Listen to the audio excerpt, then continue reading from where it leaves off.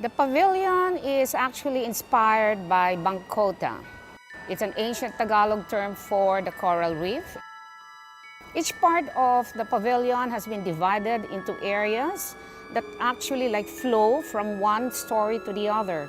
We start with the disorientation part in the inverted forest. This artwork is preparing the Filipino and the visitor into a new story about the Filipino.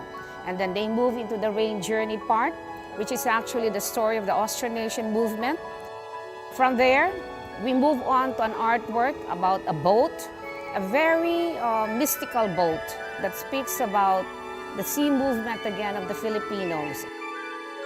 From there, we move into the helix, a beautiful soaring sculpture made of metal.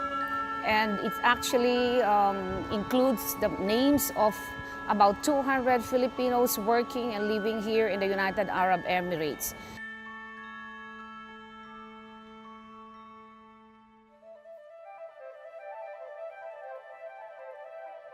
The music was composed by our national artist for music, Dr. Ramon Santos.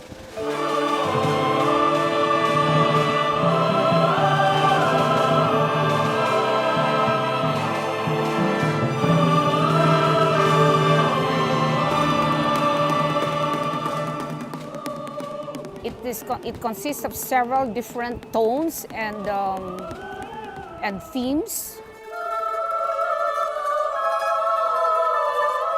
The music is totally original, and it was composed specifically for the pavilion.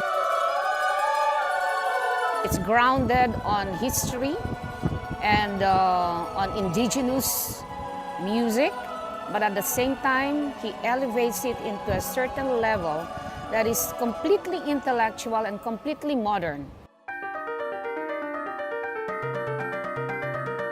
He depended on wind and percussion instruments, to create sounds that approximate nature. The sound of the sea, the sound of the wind and air, as well as natural elements like birds.